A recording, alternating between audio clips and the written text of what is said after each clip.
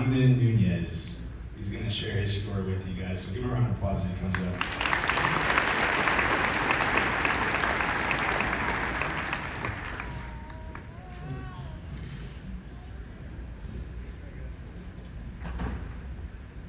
Sorry guys, I'm a little nervous right now, you know what I'm saying?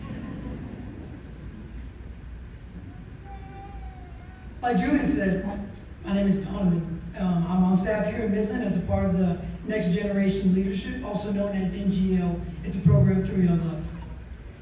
I want to start off sharing my story, just so you have an idea of how the unexpected ways that Jesus has changed my life.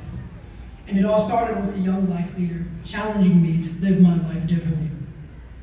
To start off, when I was 3 months old, my father had left. My mom became my best friend and the rock of my life. She ended up marrying a great guy who was like another father to me, a father that I never had. Life seemed pretty good and normal for me up until about the age of 9.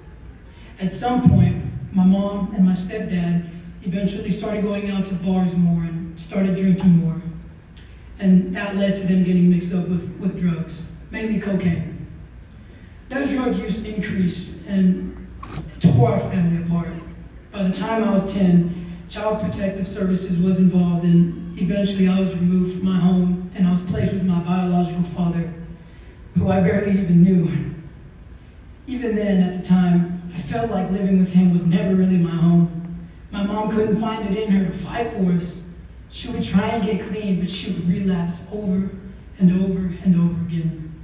I was just so angry at her. I was so sad for her. I just wanted my mom back. By the age of 12, I turned to the streets and I had to figure out how to take care of myself. I remember I started stealing things, small things like food, just because I was so hungry. I had to figure out how to provide for myself. I mean, it was as simple as that. Stealing small things began to lead me to steal larger things. And the group that I was running around with were dangerous and desperate just like I was. All the chaos and pain led to me using marijuana and eventually getting sentenced to a year of probation for possession. You would think that with all this that have happened, that would started me on the right path, but I decided to keep living my life my way. This led to me violating my probation and getting sent to live with my sister in Marfa when I was 15. This is the lowest part that I had been in my life up until that point. But that is when I met my young life leader, Connor Travis. At the time, I was working at Dairy Queen, and Connor showed up to me just to invite me to Young Life the following night. He wanted to know me. He wanted to be my friend no matter what my story was, no matter what I did, no matter what I didn't. He didn't care. He just wanted a relationship with me. And this was the first time that I had ever heard anything about Young Life. So I decided to check it out. The experience of Young Life for the first time is something that I would truly never forget. I mean, it was the first time that I felt like I could be a kid again. But at the same time, stealing was still so normal to me. Again, it was a survival. When I turned 16, still on probation, I got into more trouble. I was charged with theft of a firearm 2 weeks before I was going to get off papers. I was caught up in the system with my friends. And on the court date, their parents showed up to get them released and for them to go back home. Three court dates came, 3 court dates went, 3 different conversations with my mother, begging her to show up to my court, just so the judge had somebody to release me to. 3 times she promised me that she would show up, and 3 times she never did. Eventually, I was sentenced to do a year in juvenile detention center in Houston. The last words that I spoke to my mother after my sentencing were harsh and angry. I told her that everything that had happened was her fault. I blamed her for everything. And I basically told her to forget about me. All I needed was for her to be a mom. And she would. As bad as things were with my mom, as many times as my mother failed me, you have to understand that she was my mother. I mean, no matter what she did, she was always my mother. She was still the closest person to me. And in a way, she still is.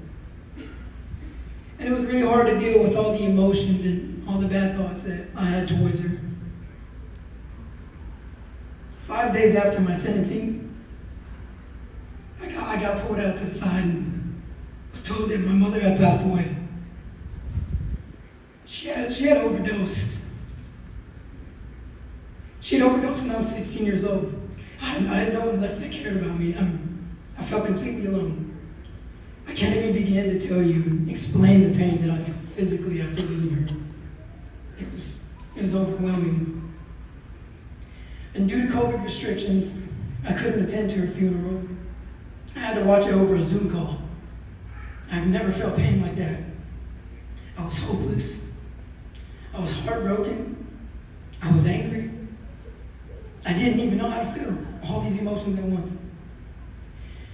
All I can say is that somehow, with the little seeds that have been planted in my life over time, from people like Connor, from the staff organization here in Young Life and others, the Holy Spirit entered my life when I was serving my sentence. Something inside of me shifted, and I knew that I had to live different. I had a desire and I had hope for the first time that things can finally look different for me. I got out when I was 17 and I started working hard to change my life. I reconnected with Connor and I ended up going to a Young Life camp, Crooked Creek Ranch in Colorado. And I really heard the gospel for the first time. That would change my life. I decided to give my life to Jesus and I decided to be all in. I knew that was what I needed. Of course, things did not get easier for me. I had lived a long life and a long time making terrible decisions and walking through all kinds of pain, chaos, and grief. But Connor called me. He said, "It's time, bro. You need to live for Jesus." He said, "I know you can do this." He said, "You're a leader." And I sat there in quiet and thought about it, and I said, "You're right. It's time. I'm coming home." He said, "Let's do this," and we did this. And from that moment forward, everything's changed. I got to go serve for the summer at Crooked Creek Ranch, the exact same camp where I met the Lord just 1 year earlier. I learned that with time what the Lord looked like and reading his daily prayer and his word.